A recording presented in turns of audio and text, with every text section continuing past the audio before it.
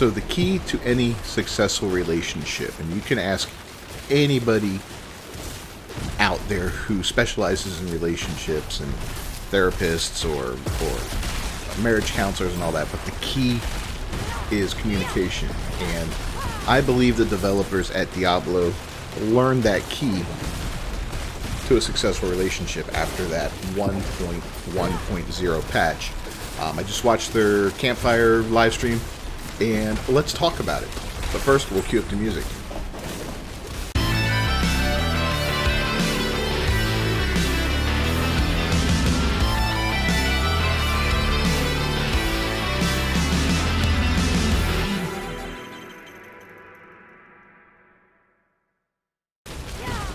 Alright, so a lot of things were addressed today, and I'll leave a link to the full interview down below in the comments for you so you can watch it yourself. It was fascinating to watch, and I'm glad I did it. I took some time, I took some notes, and I'm going to go through these notes and talk about some of my takeaways from it.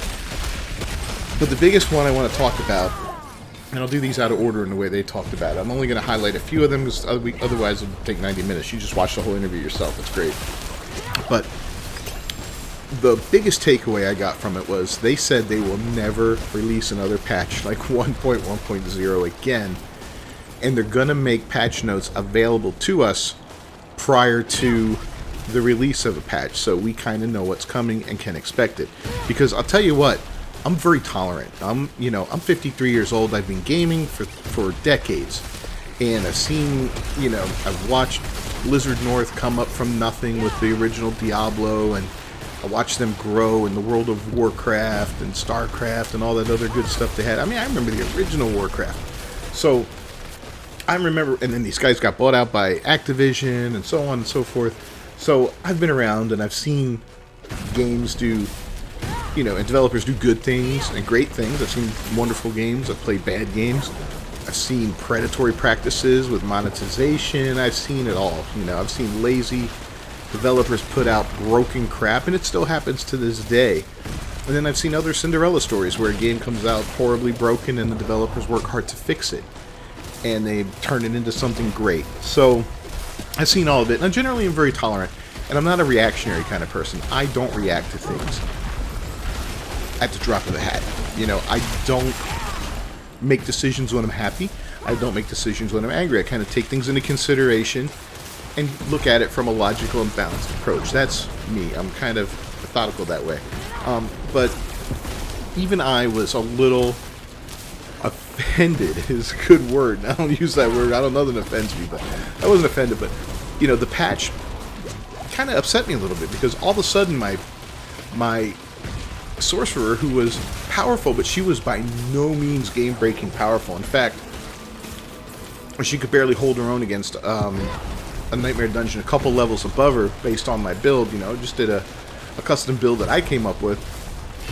All of a sudden she was struggling so bad with everything that it was a nightmare to play her, and thank God the new season came out 2 days later, because I don't know if I'd still be playing her at this point. Now things have been addressed since then and changes have been made, but the biggest takeaway is they're going to communicate these things with us in the future. Now, so next Friday, a week from this from yesterday, we're going to have another one of these developer live streams where they're going to discuss patch 1.1.1, which is coming out.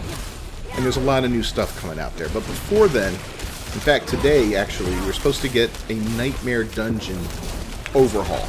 So, the developers were saying that they believe Nightmare Dungeons were a little overtuned and a little too hard. And to give you a numerical example, they said current level 70 dungeons right now, the way that operates and the way that feels, that's the way a level 100 dungeon is going to be post patch. So they're basically nerfing these dungeons, and that's fine. That's fine. The way they stand now and the way they're designed, only the cream of the crop can beat them. And I get it if that's what they want. If they only want the top, 2% of players or whatever to be able to beat Nightmare Dungeons using specific builds and all that, take advantage of different aspects of the game, and you have to have this build, you have to have this equipment. But, you know, as a developer, is that what you want? I know as a player, that's not what I want. I don't want to have to say, all right, I got to go in here and I have to make sure I got to grind till I get this piece of armor and I got to have this stat on it. And I got to, you know, I don't want that. I want to be able to go in and have a fighting chance. I don't want it to be easy, but I want to have a fighting chance, just like anybody else who goes in there. So I think that's a great, great change that they've made. And I can't wait. I'm going to be, after I do this video, in fact, maybe I'll do a Nightmare Dungeon and play it while I narrate this one. That'll be kind of fun. So anyway, there's some new endgame content coming out too. They didn't really elaborate on that too much, but they're going to try some different stuff with the endgame content.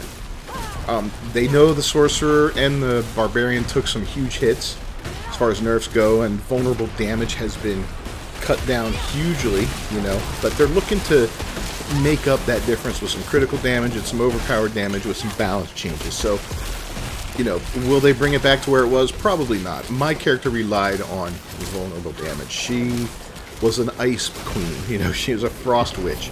She used Blizzard and Frost Nova to freeze everybody and get them in a vulnerable state and then just destroy them. That was her shtick. Now it's like it doesn't work at all, so hopefully with the critical, you know, critical hits and the overpowered damage and all that, hopefully we find a nice little balance and they work that out.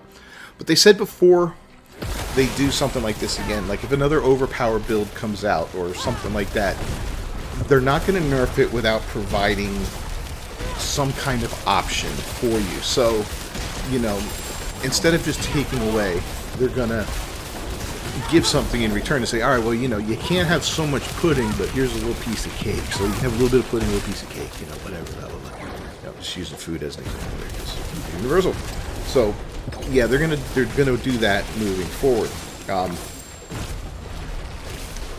and they're gonna try to do all their major changes like they did this time prior to the beginning of a season, which kind of makes sense because when a new season comes up, you know, everybody's getting ready to start a new character, and that's a good time to change, you know, to put some major changes in there and stuff like that. So that's good. But yeah, the communication thing's great. So I'm looking forward to next Friday's live stream, because what they're going to be talking about is patch 1.1.1, which is coming out, and they said in a couple weeks, which is great. So they're not waiting until the end of the season to address all this stuff and to make these changes that are upcoming. It's going to happen 2 weeks into the season or 3 weeks into the season, whatever, depending on how long it takes. They were a little dodgy about answering that, but I get it because, you know, they don't have a date yet, and if they put a date on it and they can't get something finished in time or it doesn't get approved, you know, it's got to go through certification process, then the internet's just going to explode on me. Oh, you lied to us! And, you know how it is. You see Twitter and Reddit and all that other stuff. So, yeah, that's that. But they're looking at some of the Sorcerer and the Barbarian aspects and maybe tweaking them a little bit, stuff like that. They're looking at changing the monster density in Nightmare Dungeons and in portions of the Helltide, and that might be in today's, or yesterday by now, yesterday's patch, but if not, it'll be in the future. They had talked about the gem thing again and how they were going to make that a material, like, you know, building or crafting material, but again, that's Season 2, that hasn't changed, but it looks like they want to add an extra stash tab, and that might be coming as soon as patch 1.1.1. So, is that enough? It will be temporarily, but it'll never be enough. So, you know, once we get that other tab, I already have 4 tabs open on my regular character, and I only have 1 open on my seasonal one so far, but I know I'll be buying a second one very, very soon. I already have the money for it. I'm just kind of like getting close to the point where I'm going to have to. So, an extra tab, cool. Thank you. I appreciate that. Looks like they're going to be low, or they're actually going to be raising the elixir stack size to 99, which is fantastic. Respecking your character, they're looking at lowering that price about 40%, which is pretty good. Pretty good. And they're looking at making some adjustments to XP and how you gain it and all that to make going from level 50 to 100, that span of leveling, smoother and quicker and more in line with, I guess, the first 50 levels. Because, I mean, you saw how fast you can level up these early levels. I played one day, one night of Season 1, and I got to level 29, almost level 30. So, you know, those first 50 levels are pretty quick. Leaderboards we won't see till Season 3. They're looking at the Uber Uniques and maybe offering some more opportunities for them to drop. They don't want them to be something required for a build or anything like that. They want them to be rare, but I think they're understanding just how rare they are and just how frustrating that is. People don't even want to touch it, you know? They're looking on ways to improve countering crowd control effects against you. They've been discussing loadouts, but they don't have a timeline on it or anything yet, so that's something down in the future. But, you know, we won't be seeing that in Season 2 or anything at this point in time, and we definitely won't be seeing it in patch 1.1.1. But, you know, we'll have to see what's going on there.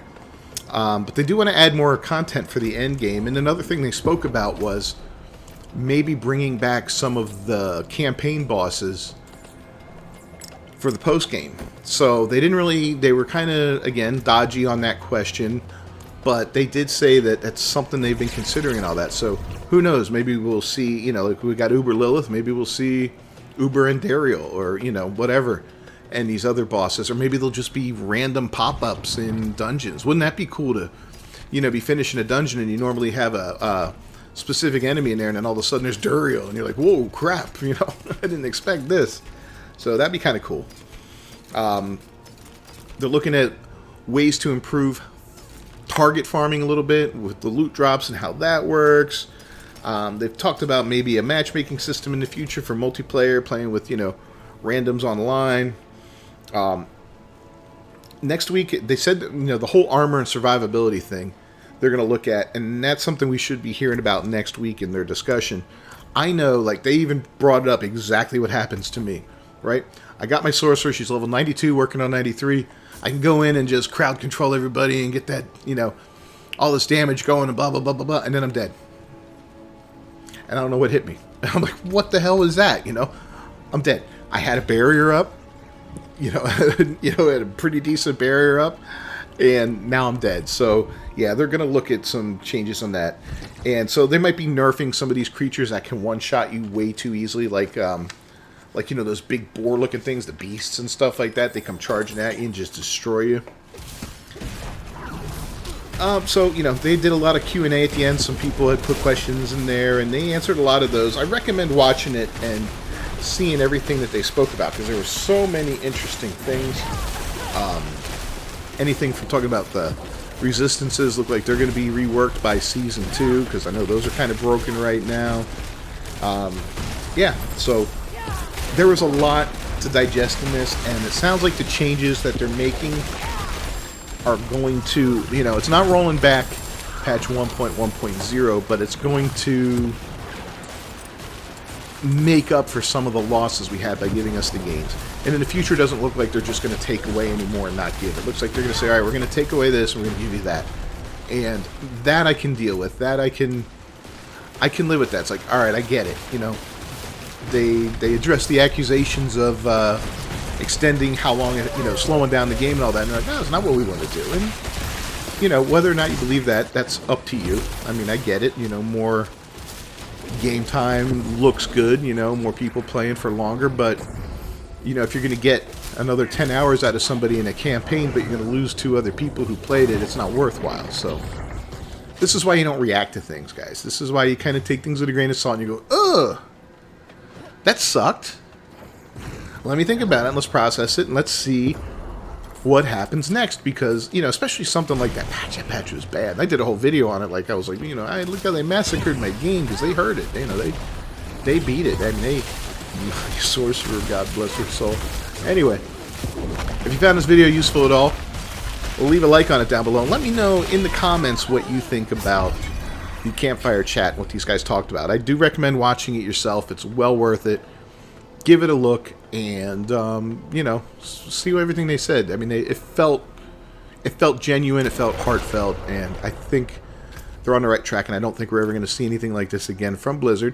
But then again, it could be like, you know, the cheating spouse that gets caught and cries and says, "I'll never do it again," and begs for your forgiveness, take me back, and then you do, and then 6 months later, you find them doing it again. Then, you know, hopefully not like that. But anyway, subscribe to the channel, ring that bell for notifications. I'll see you guys next time. Until then, peace.